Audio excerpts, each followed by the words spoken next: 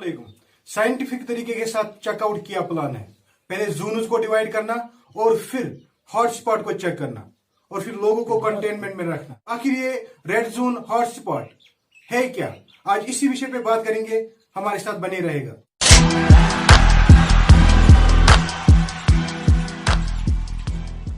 CrPC के तहत दफा 144 के तहत ममनून अहकामात का मुताबा करते हुए जिला तरक्याती कमिश्नर ने यह कहा कि इन जगहों से किसी भी शख्स को न आने और न जाने दिया जाए, यानी अंदरूनी और बैरूनी हरकत बंद की जाए और लोग मुकम्मल लॉकडाउन को यकीनी बनाने के लिए अपने घरों में कयाम रहे। जब किसी जगह पे वायरस का अटैक हो जाता है तो यह जरूरी होता है कि लोग एक दूसरे के साथ मिलना जुलना बंद करें और इसी बात को नजर में रखते हुए गवर्नमेंट फिर रेड जोन डिक्लेयर करता है इस जगह को। अब गवर्नमेंट ने इसी को लेकर एक नई स्ट्रेटजी बनाई और इस स्ट्रेटजी का नाम रखा क्लस्टर कंटेनमेंट स्ट्रेटजी। पहले अगर हम देखेंगे तो इंडिया में एक पहला जो केस था वो फॉरेन था, यानी ट्रेवल रिलेटेड हिस्ट्री थी उसकी। फिर जब वो दूसरे लोगों के साथ मिल गया यहां पे, उनको भी कोरोना वायरस पॉजिटिव हो गया था। फिर देखते ही देखते आउटब्रेक हो गया, लार्ज आउटब्रेक हो गया बहुत सी जगहों पर, जैसे राजस्थान के बलवाड़ डिस्ट्रिक्ट में, निजामुद्दीन में और या फिर धारवी में। आउटब्रेक ऐसा हो गया कि लोग आपस में ही कम्युनिटी स्प्रेड करने लगे। इन जगहों को जब देखा गया कि ये लार्ज आउटब्रेक कहां पे हो गई, उन जगहों को पूरी तरह सील किया गया। ऐसी ही सिचुएशन रोकने के लिए गवर्नमेंट ने यह स्ट्रेटजी अपनाई, यानी क्लस्टर कंटेनमेंट स्ट्रेटजी अपनाई। अगर ये यहां पर नहीं रुकेगी तो ये वाइड स्प्रेड हो जाएगी, देखते ही देखते पूरे देश में फैल जाएगा। जो नई स्ट्रेटजी अपनाई गई गवर्नमेंट ऑफ इंडिया की तरफ से, इसमें क्या किया जाता है?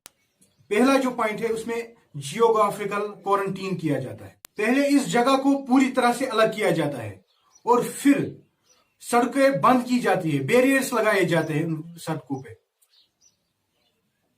रोड्स ब्लॉक किए जाते हैं। वहां जिस जगह में ये हो गया हो, यानी जहां पे पॉजिटिव केस की तादाद बहुत हो, वहां सोशल डिस्टेंसिंग रखी जाए और जो दूसरे कवायदे हो, दूसरे रूल्स रेगुलेशंस हो, दूसरे नॉर्म्स हो सोशल डिस्टेंसिंग के, वो पूरी तरह अपनाए जाए। एक्टिव सर्वेलेंस, यानी घर घर जाकर देखना, ये बीमारी किसी को ना हो या लक्षण किसी को ना हो, उसको चेकआउट करना और फिर प्रॉपर टेस्टिंग करना और उनको फिर आइसोलेशन में रखना। आइसोलेशन या घर में या हॉस्पिटल में, अगर घर में आइसोलेशन होगी तो प्रॉपर तरीका अपनाना और फिर कम्युनिटी के अंदर ये अवेयरनेस फैलाना कि ये बीमारी कैसे फैलती है, इसको कैसे रोक लिया जाए और दूसरे मेजर्स जो है इस बीमारी के रिलेटेड, उनके बारे में अवेयरनेस फैलाना उस कम्युनिटी में।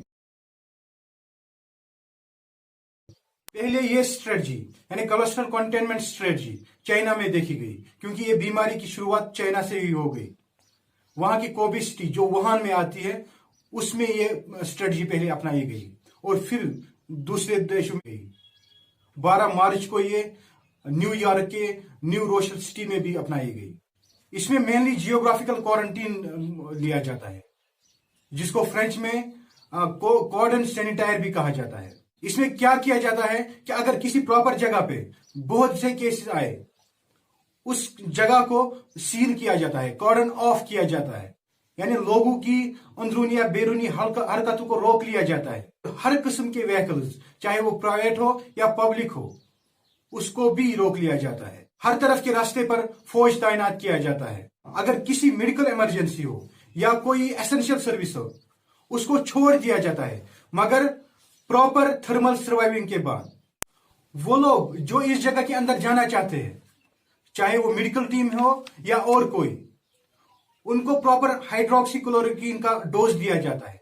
अगर कोई व्हीकल हो, एसेंशियल सर्विस की व्हीकल हो या मेडिकल टीम की व्हीकल है, उसको सोडियम हाइड्रोक्लोराइड सोल्यूशन से डिकॉम्बिनेट किया जाता है। जब इसको कॉर्डन ऑफ किया जाएगा तो स्पेशल टीम भेजी जाएगी जो डोर टू डोर इस जगह जाएगी और लोगों से पूछताछ करेगी कि किसी को ये बीमारी ना हो, किसी को इस बीमारी के लक्षण ना हो या कोई हॉटस्पॉट जगह से ना आए हो। उनको प्रॉपर टेस्टिंग किया जाता है और दूसरे मेजर्स भी। इस एरिया को फिर डिसइंफेक्शन के स्प्रे किए जाते हैं और फिर हाउस टू हाउस जाके सर्च किया जाएगा कि कोई सस्पेक्ट केस ना हो। यहां पर इस बात को ज्यादा से ज्यादा जरूरत है जोर देने की कि ये सिर्फ रेड जोन डिक्लेयर करने से काम नहीं चलेगा, दूसरे कवायद और कानून भी फॉलो करने हैं, जैसे डेली इस जगह को चेक करना, डोर टू डोर सर्च करना सस्पेक्ट को, और दूसरे नॉर्म्स भी फॉलो करने। Ministry of family and health welfare की तरफ से लिया गया फैसला है कि कंट्री के जितने भी डिस्ट्रिक्ट है इन सबको डिफरेंट जोन्स में डिवाइड किया जाएगा, रेड जोन, ऑरेंज जोन और ग्रीन जोन। और ये डिपेंड करता है कि किसी भी डिस्ट्रिक्ट की सीवियरिटी कितनी है। कंट्री के जितने भी हॉटस्पॉट है उनको रेड जोन में लिया जाएगा। यहां पर प्रोबेबिलिटी ऑफ केसेस ज्यादा होते हैं और इसलिए यहां पर अटेंशन की बहुत ज्यादा जरूरत होती है।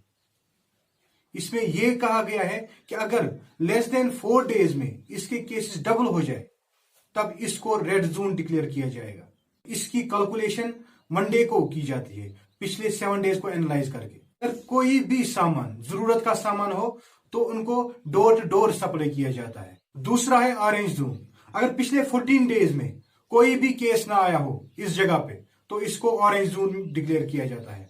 इसमें रेस्ट्रिक्टेड एक्टिविटी होगी, जैसे लिमिटेड पब्लिक ट्रांसपोर्ट होगा, हार्वेस्टिंग का काम भी होगा सोशल डिस्टेंसिंग को ध्यान में रख के, और जो दूसरे यानी एसेंशियल सर्विस की फैक्ट्रियां हैं, मिल है, उनको भी डील दी जाएगी, लेकिन उनमें भी सोशल डिस्टेंस का ध्यान रखना पड़ेगा।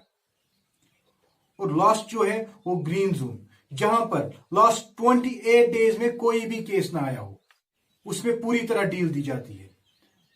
यानी ऑरेंज जोन में 14 डेज को देखा जाता है और यहां ग्रीन जोन में 28 डेज को। यहां पर एग्रीकल्चर एक्टिविटी भी पर भी डील दी जाती है, लेकिन वहां सोशल डिस्टेंसिंग को ध्यान में रखना है। सिटी पब्लिक ट्रांसपोर्ट को भी अलाउ किया जाता है। जम्मू कश्मीर का देखेंगे तो बांडीपोरा, शोपियान, अनंतनाग और श्रीनगर रेड जोन में आता है। ऑरेंज जोन बारामूला, कुपवारा, गांधरबल, बडगाम, जम्मू, उधमपुर, कुलगाम, सांबा, कठुआ, राजौरी और रामबन। और ग्रीन जोन पुलवामा, किश्तवाड़, डोडा और पुंछ। धन्यवाद। अगर आपको हमारा ये वीडियो पसंद आ जाए तो अपने दोस्तों और रिश्तेदारों में जरूर शेयर कीजिएगा। अस्सलाम वालेकुम। लेटेस्ट वीडियो देखने के लिए सब्सक्राइब कीजिए हमारे YouTube चैनल को। नोटिफिकेशन पाने के लिए बेल आइकन पर क्लिक जरूर कीजिएगा।